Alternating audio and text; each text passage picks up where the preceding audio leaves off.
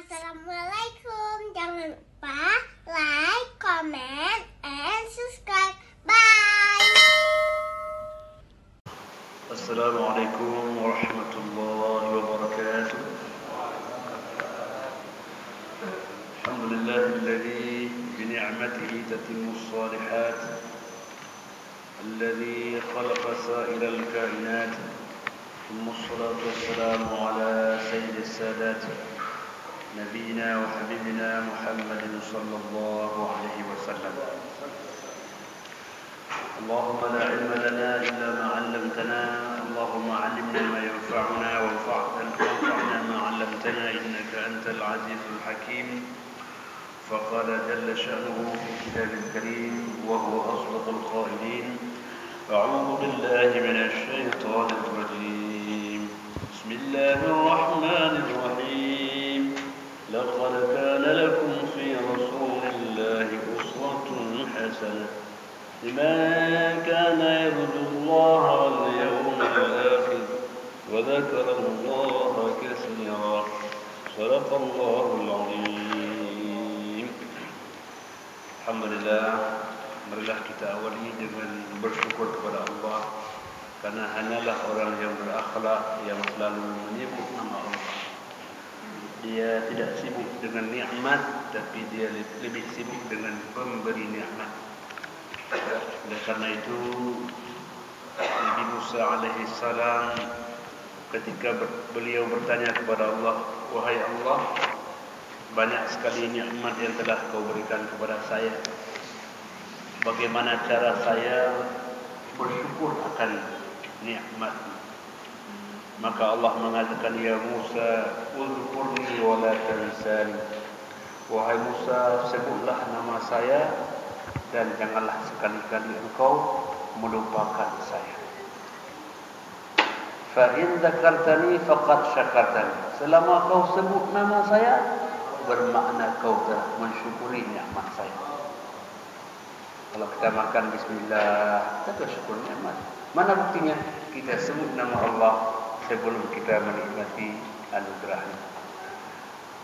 Wa in nasitani faqad kafartani. Kalau engkau lupa nama saya, bermakna engkau telah kufur akan nikmat saya. Jadi oleh karena itu patut kita bersyukur nikmat kesehatan, nikmat kesempatan. Banyak yang seusia kita mereka sudah pergi meninggalkan alam yang fana ini. Allah masih berikan kesempatan kita untuk hidup, kesempatan untuk bertobat, kesempatan untuk beramal. Jangan pernah kita sia-siakan kesempatan yang sebentar ini. Salawat dan salam marilah sama-sama kita sampaikan kepada junjungan alam baginda Rasulullah sallallahu alaihi wasallam. Walaupun kita tak pernah berjumpa dalam dunia, semoga kerinduan kita akan bersua dengan beliau di mahsyar kelak. Maka marilah selalu kita berselawat sebagai simbol kerinduan kepada baginda Rasulullah sallallahu alaihi wasallam. Dan Allah akan mengumpulkan hamba dengan siapa yang Ia cintai. Dia kata kita cinta kepada Rasul, Allah bangkitkan dan kumpulkan kita bersama Rasulullah sallallahu alaihi wasallam. Bapak Imam, para guru kami, hadirin hadirat yang dirahmati Allah Subhanahu wa taala, Al-Adabul Mufrad. Kitab yang kita bacakan karangan Imam Al-Bukhari. Ada baiknya sebelum kita membaca kitab beliau, alangkah indahnya kalau kita mengenal beliau. Walau kita tak pernah bertatap muka dengannya, tapi karya dan untayan katanya kita baca pada kesempatan yang sangat mulia. Zaman dirahmati Allah, Imam Al-Bukhari orang yang bukan orang biasa. Allah berikan anugerah kepadanya, anugerah kemampuan hafalan yang istimewa. Pernah orang mencoba satu hadis pada tahun ini, dicoba lagi pada tahun yang akan datang, tak ada satu huruf pun yang tinggal. Begitulah anugerah Allah kepada Imam Al-Bukhari. Jemaah dirahmati Allah, apa rahasianya? Karena Imam Al-Bukhari dikatakan kana al-Bukhari rahimahullahu yastayqidu fil lailah al-wahidah. Kalau dari segi amalnya Imam Bukhari kalau sudah bangun satu malam fa yuwari asraj, beliau hidupkan lampunya. Ketika beliau menghidupkan lampunya, wa yaktubul faidah, beliau mulai menulis. Belum ada penerang seperti listrik, masih ada lampu yang sangat biasa. Tapi lampu yang biasa itu telah menghadirkan karya yang luar biasa. Salah satunya adalah kitab Al-Adabul Mufrad ini. Summa yutfi asrar, beliau capek padamkan lampu, beliau tidur kembali. Summa yaqumu marratan ukhra, bangun kembali beliau menulis lagi.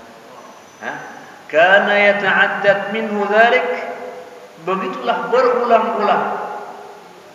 Tidur bangun dan beliau selalu setelah bangun menuliskan kembali karya-karya. Jadi ibadah lewat karyanya. Tapi jemaah dirahmati Allah Subhanahu wa taala, bagaimana ibadahnya Imam Al-Bukhari? Karena jemaah dirahmati Allah, al-adabu fawqal ilm.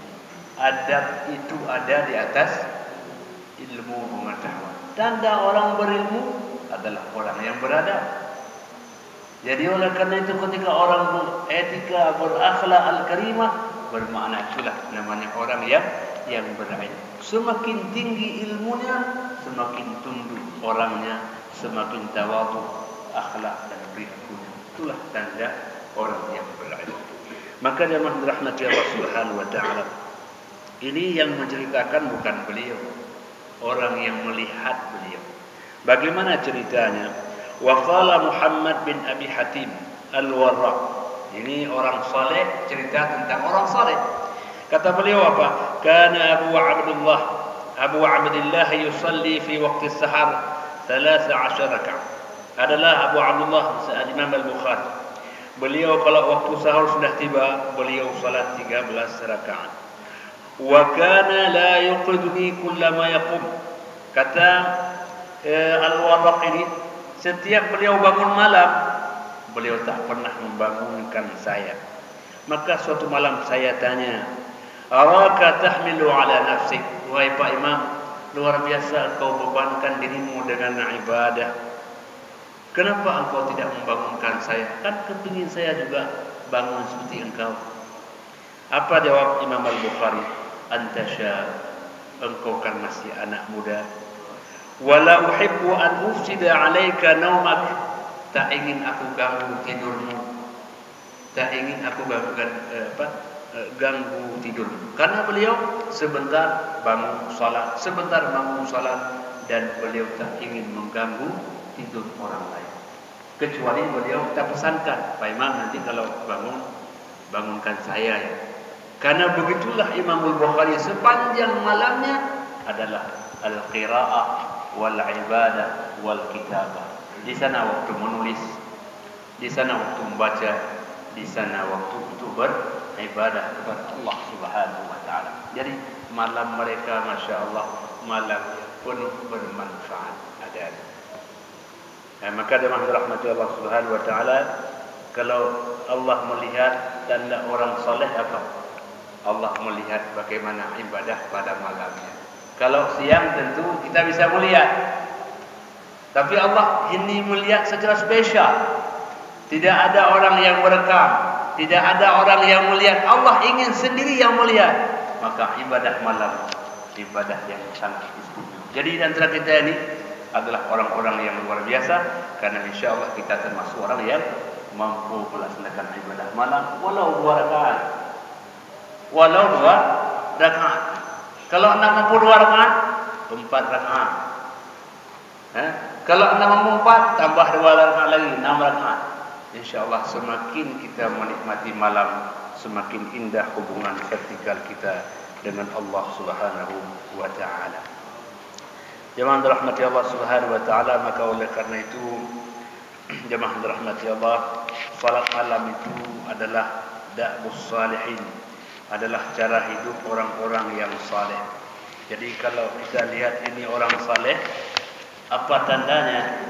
Beliau bisa menghidupkan malam yang mati dihidupkan dengan ibadah salatnya, ibadah qiraahnya, ibadah zikirnya, ibadah tilawahnya. Inilah orang yang saleh namanya. Maka Nabi tak pernah bangun malam, kecuali betul dalam keadaan beliau saya sakit dan sebagainya. Maka baginda sallallahu alaihi wasallam luar biasa ibadah malamnya.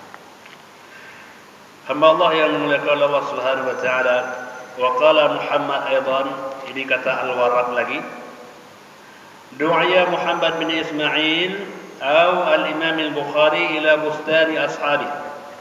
Pada suatu hari Imam Al-Bukhari diundang ke kebun.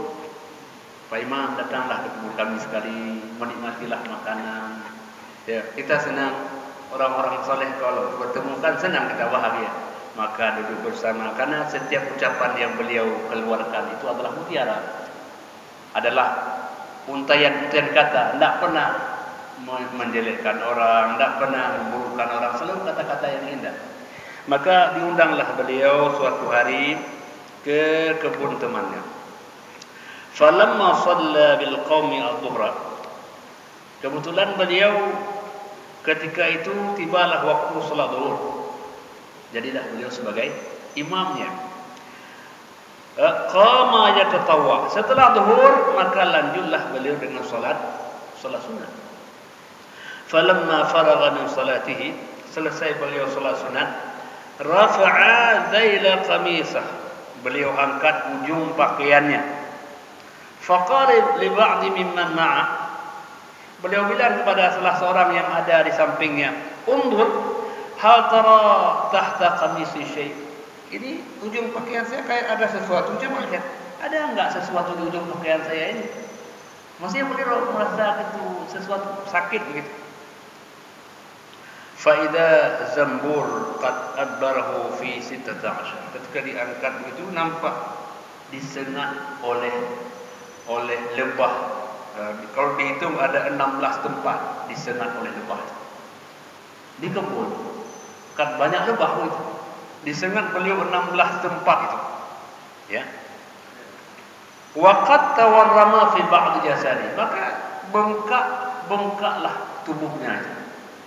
Bengkak tubuhnya. Jamaah rahmati Allah Subhanahu wa taala, faqila lahu, maka sahabatnya mengatakan, lima lam takhruj min salati awwal ma adhara. Tadi ketika kau salat kenapa enggak membatalkan salat itu? Begitu ya. Ini kena lebah ini kan luar biasa. Kenapa kau enggak batalkan salat kemudian kau bersihkan daripada sengatan itu? Apa jawab beliau? Qala kuntu fi suratin. Ketika saya disengat lebah, saya lagi menikmati bacaan satu surah. Nikmat satu surah itu menghilangkan sakit gigitan lebah tadi. Bagaimana menikmati bacaan surah? Beliau lagi membaca surah, saking nikmatnya surah itu, beliau lupa beliau sedang disengat oleh lebah.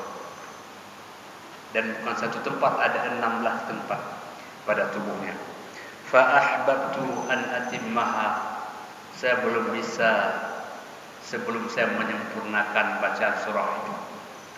Belum bisa berhenti beliau membaca surah itu kalau belum sempurna bacaan. Bayangkan, begitulah Imam Al-Bukhari menikmati bacaan-bacaan Al-Quran hatta beliau disengat oleh lebah dalam salat. Jadi oleh karena itulah yang menurut pemahaman kami, beliau salat bukan hanya sekedar kewajiban, tapi itu sudah menjadi sebuah kebutuhan. Itu salat sunat, bukan wajib. Kan ceritanya salat sunat. Setelah beliau zuhur jadi imam, lanjut salat sunat. Salat sunat bagi beliau itu menjadi satu kebutuhan, dan membaca surah itu nikmat yang luar biasa. Sampai disengat lebah badannya tak terasa sakit. Begitulah nikmat berkomunikasi dengan Allah Subhanahu wa taala.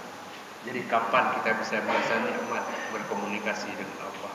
Insyaallah suatu saat pun kita bisa menikmatinya. Jadi oleh karena itu jemaah dirahmati Allah, membaca kisah ini kita iri, ingin kita seperti Al-Bukhari. Ingin seperti kapan kita ketika kalau salat itu nikmat rasanya. Bacaan itu menjadi satu kenikmatan yang luar biasa. Nah, ini jemaah dirahmati Allah adalah pengalaman spiritual yang disampaikan Al-Bukhari kepada kita agar ini kita mencoba melatih diri kita salat yang kita laksanakan bukan hanya sekadar kewajiban tapi suatu nikmat yang kita rasakan. Jemaah rahmati Allah Subhanahu wa taala. Wa kana yukthiru sadaqah bil laili wan nahar. Imam Bukhari adalah orang yang di samping banyak ilmunya tapi juga beliau kaya hatinya. Beliau bersedekah sepanjang malam dan siang. Imam Bukhari, beliau adalah sosok yang memperpanjang sedekahnya. Wa kana mustajabat da'wah. Karena begitu baik dengan Allah Subhanahu wa taala dan baik sesama manusia, apabila beliau berdoa, doanya doa yang mustajab. Kalau orang sudah baik dengan Allah dan tak pernah menyakiti manusia, apakah doa enggak mustajab? Mustajab. Doa mustajab. Makanya sedekah itu menjadi penyebab dikabulkan doa. Bersedekah itu sebab dikabulkan. Itu belum lagi doa orang yang kita sedekahkan. Karena doa yang paling kuat, doa min wara'il ghaib. Orang yang tak kenal kita dan dia mendoakan kita, ya Allah, berikan kemudahan bapak itu. Siapa? Pokoknya bapak yang tadi, Pak, saya tak kenal namanya. Itu doa yang paling dekat. Karena dia mendoakan kita tidak tahu siapa nama kita. Itulah doa yang paling ikhlas. Jemaah rahmati Allah Subhanahu wa taala. Oleh karena itu Imam Al-Bukhari adalah sosok yang menjadi tauladan. Siapa nama Imam Al-Bukhari? Nama beliau adalah Imam Muhammad bin Ismail bin Ibrahim bin Al-Mughirah Al-Ja'fi Al-Bukhari. Al-Bukhari artinya di Bukhara. Beliau dari Bukhara. Ya. Kunyatuhu Abu Abdullah Al-Hafiz. Jadi kunyahnya, panggilannya itu Abu Abdullah Al-Hafiz. Orang yang ahli hafal hadis dan beliau orang yang paling banyak hafal hadis pada masa. Tidak ada orang yang bisa melampaui seorang Al-Bukhari dalam hafal hadis. Maka disekatakan Imam ahli hadis fi zamani. Jadi kita sebagai makmum, beliau sebagai imam dalam al-hadis. Wa muqtada bihi fi awanihi, dan beliau orang yang diikuti jejak langkahnya, al-mutaqaddim ala sa'iri aqrani, dan beliau menjadi orang yang dicontohkan oleh kerabat-kerabat. Jemaah rahmatullah, beliau adalah orang yang banyak muridnya. Kalau kita bilang banyak murid, berarti pasti juga banyak guru. Jadi orang yang banyak guru biasanya juga banyak murid. Maka bergurulah. Bergurulah sebanyak-banyaknya, insya-Allah pula kita akan memiliki murid yang banyak. Jadi kita jangan malu untuk berguru dengan siapa saja, karena ilmu itu adalah anugerah Allah, diberikan kepada seseorang satu bahagian yang tidak diberikan kepada kita. Yang Allah berikan kepada kita tidak diberikan kepada orang. Pada saatnya kita menjadi guru, di lain waktu kita menjadi murid. Jadi kadang-kadang kita menjadi guru, kadang-kadang kita menjadi murid. Jadi itulah indahnya dalam berilmu. Sekali jadi guru, di lain kali menjadi murid. Karena dalam hidup berilmu itu kita saling berbagi. Maka baginda sallallahu alaihi wasallam mengatakan, khairukum man ta'allama al-Qur'ana wa 'allama. Orang yang paling baik di antara kamu, yang pertama orang yang belajar, dan berikutnya orang yang mengajarkan Al-Quran. Belajar dan mengajar dua kata yang tak pernah terpisahkan. Ada orang yang belajar, ada orang yang mengajar. Maka dalam hadis kun aliman atau muta'alliman atau mustami'an fala takun rabi'an fatahlik. Jadilah engkau orang yang berilmu atau orang yang belajar ilmu atau orang yang mendengar ilmu. Jadi berilmu, belajar ilmu atau mendengar ilmu. Fala takun rabi'an. Jangan jadi orang yang keempat. Berilmu tidak, belajar tidak, mendengar tidak, maka apa akibatnya? Fatahlik, engkau pasti akan binasa. Nah, jadi itu. Jadi tiga-tiga itu semua baik. Berilmu baik, belajar ilmu baik, mendengar ilmu baik. Jadi oleh karena itu maka dengan rahmat Allah, saya kalau sudah menyebut kata mendengar, teringat satu ayat ketika bicara tentang neraka. Ya, dalam surah Tabarak dikatakan, ya, andai kata kita mendengar, "Lau kunna nasma'u aw na'qilu ma kunna fi ashabis sa'ir." Andai kata dulu dalam dunia kita mau mendengar. Andai kata kita mau mendengar. Ketika dalam dunia tadi mau mendengar. Atau kita mau berfikir, kita tidak akan ada dalam neraka ini. Kita dalam neraka yang pertama tidak mau mendengar. Atau tak mau berfikir.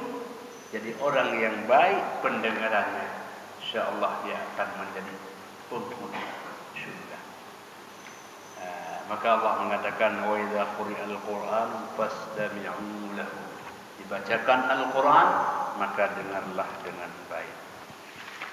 Jemaah rahmatullah subhanahu wa ta'ala, kalau kita baca guru Imam Al-Bukhari, ya, jemaah rahmatullah, beliau belajar di Mekah. Gurunya, ya, dari Mekah itu ada seorang Sami' min Makki bin Ibrahim Al-Balkhi, ya. Kemudian dari Naisabur ada Yahya bin Yahya. Kemudian dari Basrah ada Abu Asim An-Nabil. Dari Kufah ada Abu Nu'aim. Dan dari berbagai penjuru beliau ada gurunya. Sebagaimana banyak gurunya, juga banyak muridnya. Jadi itulah hebatnya orang yang berguru, dia pasti bermurid.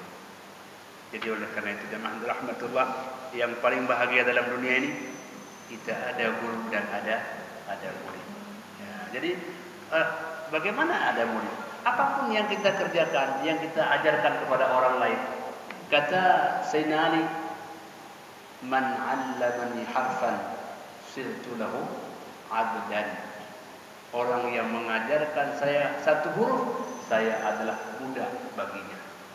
Mengajarkan satu huruf saja. Mengajarkan saya satu huruf, saya menjadi budak baginya. Begitulah hebatnya kita mengajarkan. Maka jangan pernah kita mengatakan saya tidak bisa. Apa yang tidak bisa? Banyak yang kita bisa, yang bisa kita ajarkan kepada orang lain. Walaupun hanya satu huruf, walaupun hanya surah Al-Fatihah, ajarkan orang lain. Itulah pahala yang mengalir kepada kita walau kita sudah pergi menghadap Allah Subhanahu wa taala. Jemaah rahmati Allah Subhanahu wa taala. Kemudian bila kita lihat buah tangan Imam Al-Bukhari, oleh-oleh yang beliau tinggalkan dalam dunia ini, laqad sannafa Al-Bukhari tasanif mutaaddidah. Jadi Imam Bukhari dalam hidupnya meninggalkan buah tangan yang banyak, karya yang luar biasa, dan kita tak mampu menyebut semuanya. Kata beliau, kita sebut yang masyhur saja. Yang pertama Al-Jami' As-Sahih, yang kita sebut dengan Sahih Al-Bukhari. Saya pikir tidak ada orang yang tidak kenal Sahih Al-Bukhari, tidak ada orang yang tidak kenal. Wa qad ajma'a al-ulama ala qabulihi wa sihhati ma fihi. Dan ulama sepakat akan sahihnya hadis-hadis yang terkandung di dalamnya. Rawa Al-Khatib Al-Baghdadi an Al-Farburi annahu qala, jadi Al-Farburi mengatakan sami'a as-sahih min al-Bukhari ma'i nahwa min 70,000. Jadi mendengar sahih daripada Al-Bukhari itu berjumlah 70,000 hadis. Ya. 70,000 ya. Wa qad i'tana katsirun min al-ulama bi syarhihi.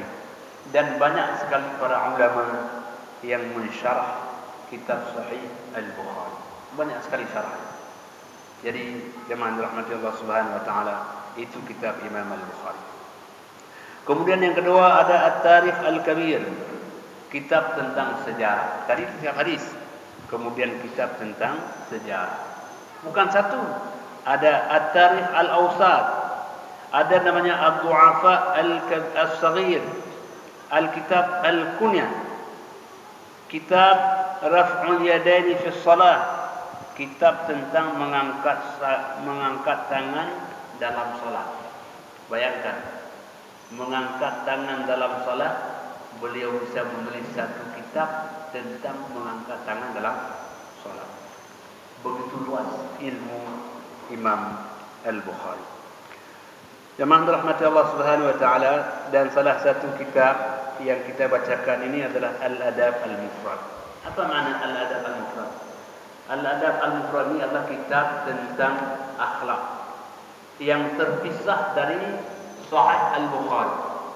Di dalamnya ada 1322 hadis. 1322 hadis yang terdapat dalam 644 bab. Masya Allah. Belum ada komputer, bagaimana beliau menulis? Maka kalau kita tanya kepada para ulama, apa jawabnya? Itulah keberkahan ilmu, itulah keberkahan umur. Kita dengan ada alat komputer bisa merekam. Kadang-kadang kita tidak bisa. Bahkan jarang orang yang bisa melampaui mereka. Apa kelebihan mereka? Adalah keberkahan ilmu. Jadi kalau kita hitung-hitung umurnya, tidak cukup untuk menulis. Tidak cukup untuk menulis. Bagaimana caranya? Itulah mereka berdoa kepada Allah Subhanahu wa taala agar hidupnya dirasakan manfaat oleh orang-orang yang setelahnya. Jadi jemaah rahmati Allah, inilah kelebihan di antara kitab Imam Al-Bukhari. Semoga yang dimuliakan oleh Allah Subhanahu wa taala, marilah kita masuki ke dalam bab yang pertama, qauluhu ta'ala wa wassayna al-insana biwalidayhi husna wassayna al-insana biwalidayhi husna. Ini bab tentang ayat yang Allah mengatakan kami telah memerintahkan manusia untuk berbuat baik kepada kedua orang tua. Bayangkan, jadi kitab yang besar ini beliau mulai satu bab yang sangat istimewa, bab berbuat baik kepada orang tua. Ini apa? Artinya bahwa belum bisa sempurna hidup kita kalau kita belum bisa berbuat baik kepada orang tua, sehingga beliau tempatkan sebagai urutan pertama. Urutan pertama. Maka jemaah dirahmati Allah, berbahagialah bagi teman-teman kita yang masih ada orang tua, dan sengsaralah orang yang bila masih ada orang tuanya belum bisa mengantarkan dia ke dalam surga. Dan bagi kita yang orang tua sudah meninggal dunia, maka jangan lupa kita, bakti kita adalah berdoa kepada mereka berdua. Insyaallah.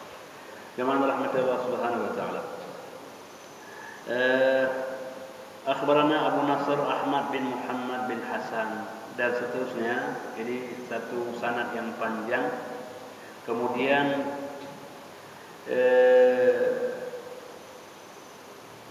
dari haddatsna Syu'bah qala Al-Walid bin Al-Aizar At-Tabrani qala sami'tu Abu Umar Asy-Syaibani. Kata beliau, saya mendengar Abu Umar Asy-Syaibani yaqulu, beliau mengatakan, haddatsana sahib hadha dar wa awmaha biyadihi ila dar Abdullah. Jadi kata beliau, saya mendengar dari orang yang pemilik rumah ini, maksudnya dari Abdullah. Qala, beliau mengatakan, sa'altu an-nabiy sallallahu alaihi wasallam, saya bertanya kepada baginda sallallahu alaihi wasallam, ayyul amali ahabbu ila Allah azza wa jalla, wahai Rasulullah, apa amal yang paling dicintai oleh Allah azza wa jalla? Qal, Nabi menjawab, as-salatu ala waqtiha, yang paling Allah cintai adalah salat tepat pada waktunya. Jadi Pak Imam telah sebutkan, salat tepat pada waktunya. Jadi kalau azan berkumandang kita langsung hadir, itulah amal yang paling Allah cintai. Ternyata tak semua manusia mampu. Ketika azan berkumandang, tidak semua terpanggil oleh undangan Allah Subhanahu wa taala. Jadi kalau Allah mengundang lalu kita datang, Nabi mengatakan itulah amal yang paling Allah cintai. Jadi adalah as-salatu ala waqtiha, salat tepat pada waktunya. Maka oleh karena itu jemaah dirahmati Allah, lagi ada kesempatan, kemampuan, kesehatan, kita usahakan.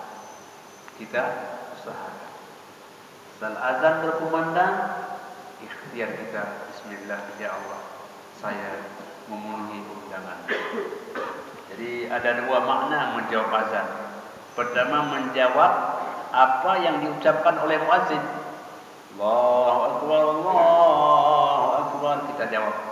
Jawaban yang kedua, kita menghadiri undangan itu. Hayya 'alas shalah. La haula wala quwwata illa billah. Ya Allah, saya sedang menghadiri undangan-Mu ya Allah. Itu menjawab yang kedua. Jadi menjawab, mengucapkan apa yang diucapkan oleh muazzin. Jawaban kedua, kita melangkahkan kaki kemana undangan itu Allah panggilkan. Yang kedua, jangan dirahmati Allah, summa ayyu. Qultu summa ayyu. Lalu Abdullah bertanya, ya Rasul, setelah itu amal apa lagi yang dicintai oleh Allah Subhanahu wa taala? Nabi mengatakan, summa birrul walidain, berbuat baik kepada dua orang tua. Maka oleh karena itu zaman rahmati Allah, di depan orang tua kita adalah orang yang paling bodoh. Apapun yang beliau sampaikan, kita mengiyakannya. Orang tua kita adalah orang yang paling kita cintai. Tidak ada panggilan lain setelah panggilan Allah dan Rasul kecuali panggilan orang tua kita. Maka dengan rahmat Allah Subhanahu wa taala, Allah mengatakan, Rasul mengatakan, "Tsumma birrul walidain." Dari hadis-hadis ini nanti ada satu riwayat an Abdullah bin Umar radhiyallahu anhuma, dari Abdullah bin Umar radhiyallahu anhuma qala, beliau mengatakan, ridha ar-rabbi fi ridhal walid wa sakhtur rabbi fi sakhtil walid. Ridha Allah pada ridha orang tua dan murka Allah pada murka orang tua. Jadi oleh karena itu dia merahmati Allah Subhanahu wa taala, tidak ada orang yang paling dekat ijabah doa kepada kita melebihi doa orang tua kepada kita. Jadi jemaah rahmatullah, terkait dengan ini saya punya satu cerita yang disampaikan oleh seseorang. Tidak perlu kita sebut namanya, tapi beliau menceritakan begini. Saat saya pernah kepingin sekali membeli sebidang tanah, tapi saya tidak ada uang. Ketika beliau ingin itu, beliau ingat, saya tidak punya uang. tapi saya punya ibu. Nah, bayangkan bagaimana hubungannya. Saya tidak punya uang tapi punya ibu. Jadi beliau karena punya ibu pulang ke rumah. Punya rumah, mak, ayolah kita berangkat ke mana? Datanglah. Saya mau bawa ibu, mama ke sebuah tempat. Dibawalah mama yang sudah tua, dinaikkan dalam mobilnya yang ala kadarnya, dibawalah ke tanah yang tadi hendak kepingin dibeli, kepingin, tapi nggak ada uang. Apa kata dia? Ma, ini tanahnya, jadi pingin tadi anak anda bisa beli, tapi anda tidak ada uang. Macam mana? Mama doakanlah, bagaimana caranya? Doakanlah. Bayangkan orang tua mendengar anak seperti itu, Masya Allah, meneteskan air mata, ya Allah, berikan kemampuan anak saya membeli ini. Sudah itu saja. Naik mobil berangkat balik lagi. Tak lama kemudian entah bagaimana Allah memudahkan rezeki, jadi dia beli. Jadi dia beli tanah itu. Jadi cerita yang barangkali tidak logis, tapi itulah birrul walidain, berbuat baik kepada orang tua. Pasti insyaAllah kita merasakan sejak dalam dunia kita sudah merasakan keindahan. Jadi berbahagialah orang yang masih ada orang tua, masih tempat ada kita mengenal, doakanlah saya, masih ada tempat. Jadi jemaah rahmatullah subhanahu wa ta'ala, maka kita kan pernah mendengar hadis, ya, ketika Nabi mengaminkan amin, amin, amin. Ketika beliau selesai salat, ya, khutbah pada hari raya, beliau menyampaikan amin. Lalu ditanya oleh para sahabat, ya Rasul, tadi kami dengarkan engkau bacakan amin, apa ya yang kau aminkan? Tadi Jibril menyebutkan salah satunya, celakalah orang yang masih ada orang tuanya, baik dua-duanya atau salah satunya, tapi tidak memasukkannya ke dalam syurga. Celakalah orang itu. Jadi ini jemaah rahmatullah, satu kesempatan yang luar biasa. Lalu yang kemudian jemaah rahmatullah subhanahu wa ta'ala, kemudian summa ayyu, kemudian apalagi ya Rasul? Summal jihadu fi sabilillah, kemudian orang yang berjuang pada jalan agama Allah Subhanahu wa taala. Qala, maka perawi mengatakan, haddatsani bihinna. Demikian Nabi menyampaikan kepada saya, walau istadattuhu lazadani. Kalau saya menanyakan lagi, pasti Nabi akan menambahkan jawabannya. Begitulah baginda sallallahu alaihi wasallam memberikan kesempatan kepada sahabat-sahabatnya untuk terus mendapatkan ilmu pengetahuan, agar dengan ilmu itu dapat dia beramal. Dengan amal itu maka dia semakin dekat dengan Allah Subhanahu wa taala. Jadi kalau demikian, ada adab, ada ilmu, dan ada amal. Adab pertama, ilmu kedua, amal yang ketiga. Berbahagialah orang yang baik akhlaknya, tinggi ilmunya, dan banyak amalnya. Sempurnalah hidupnya. Jadi jemaah rahmatullah subhanahu wa ta'ala, inilah bab yang pertama yang disampaikan oleh Imam Al-Bukhari. Allah yang dimuliakan Allah subhanahu wa ta'ala, lalu masih terkait dengan itu, bab birrul bab berbuat baik kepada seorang ibu. Kalau kita lihat dalam bahasa al-ub, kalau kita paham al-ub maknanya apa? Al-marja', tempat kita kembali. Jadi kalau umpamanya orang mau apa? Mau balik kepada mama, maka secara bahasa al-ub al-marja'. Ada ummul qura, ya. Al-marja', tempat kembali. Allah yang dimuliakan Allah Subhanahu wa taala, bagaimana fadilah seorang ibu. Haddatsana Abu Asim an Bahaz bin Hakim dari ayahnya, dari kakeknya. Jadi bayangkan seorang perawi ini alim dianya, alim ayahnya, alim kakeknya. Jadi ayah dan kakek orang yang nasabnya dan sekaligus pakai sebagai gurunya. Jadi dari hadis ini juga kita mengatakan alangkah bahagianya kalau kita juga bisa menjadi guru bagi anak-anak kita. Hai hubungan juga namanya. Ya. Jadi ayah juga, ini ayah saya dan ini adalah guru saya. Jadi jangan hilangkan kesempatan ayah untuk menjadi juga seorang guru, minimal guru Al-Fatihah. Nah, jadi oleh karena itu ini menarik. Jadi ayah sekaligus sebagai guru.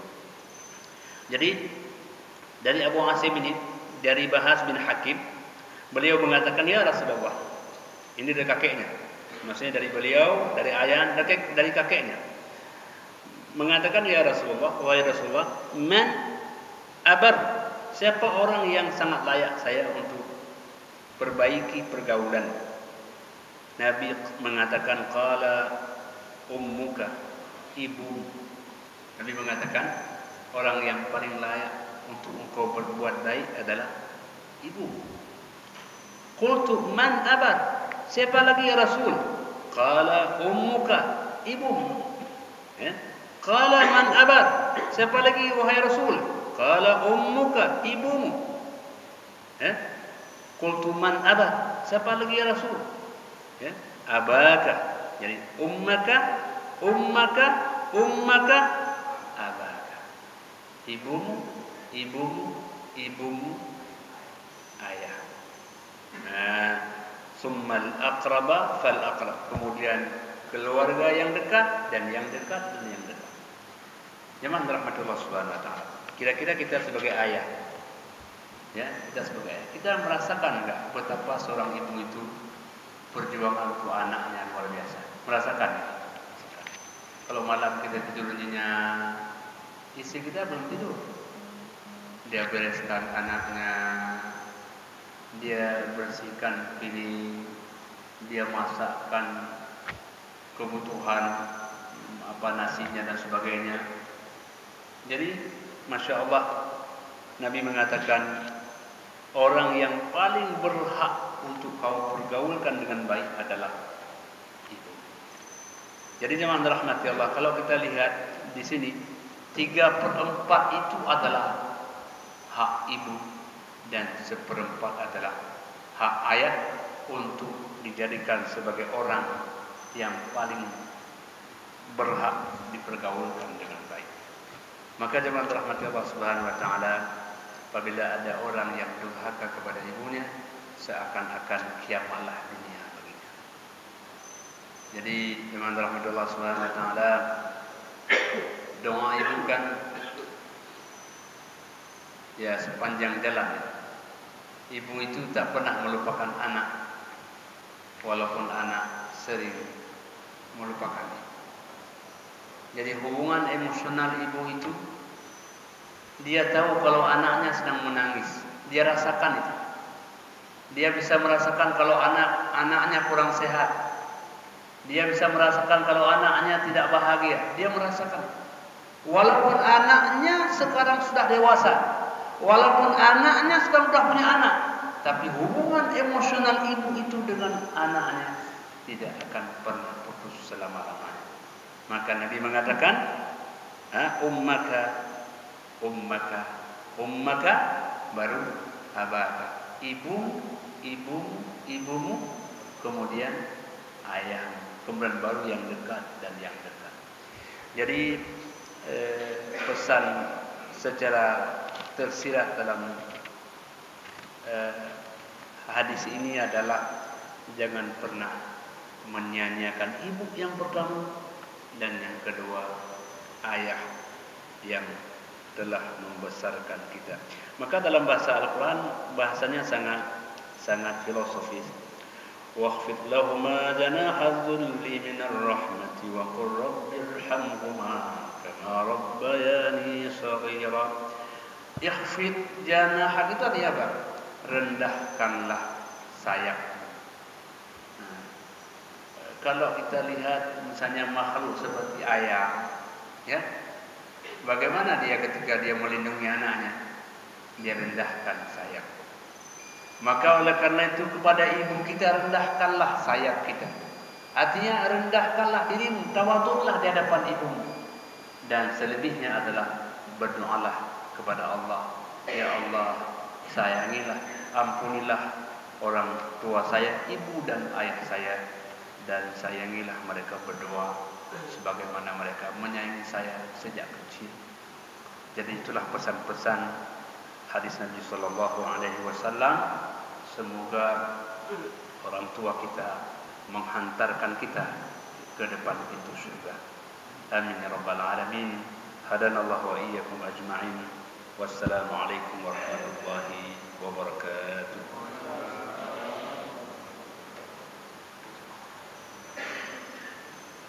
Terima kasih.